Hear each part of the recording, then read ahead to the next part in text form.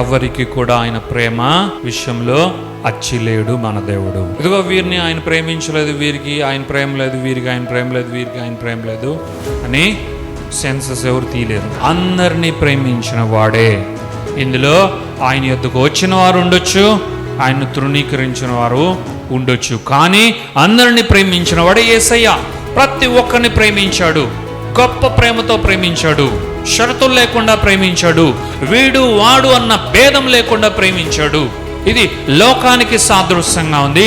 లోకం ఎంత ఘోరమైందైనా, ఆయన్ని బలి తీసుకున్నా, ఆయన్ను లెక్క చేయదన్నా, ఆయన వారిని లెక్క చేయదన్నా, ఈ లోకాన్ని ఆయన ప్రేమిస్తూనే ఉన్నాడు. దేవుని నామానికి మహిమ కలుగును గాక. తన వారితో పాటు ఆయన ఈ లోకాన్ని ప్రేమిస్తూనే ఉన్నాడు. ఎందుకంటే వారందరూ నశించడం ఆయనకి ఇష్టం లేదు. అందరూ కూడా సెలవు యొద్దకు వచ్చుటకు, అందరూ కూడా ఆయన యొక్క గొప్ప సువార్తను తెలుసుకున్నట్టుకు, అందరూ కూడా ఆయన రక్షణ విమోచనను తెలుసుకున్నట్టుకు యేసుక్రీస్తు ఇప్పుడు ఎప్పుడు కూడా ఆయన అందరినీ ప్రేమిస్తూనే ఉన్నాడు. దేవుని నామానికి మహిమ ఘనత ప్రభావాలు కలుగును గాక.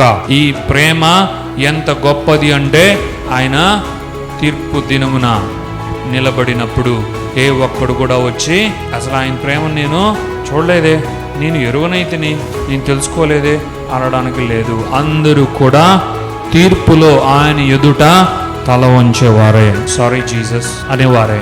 అంతగా వెల్లడిపరచబడిందే యేసయ్య ప్రేమ అని ఈరోజు మనం తెలుసుకొని అత్యున్నతంగా ధ్యానిద్దాం. దేవుని నామానికే మహిమ ఘనత ప్రభావాలు కలుగును గాక.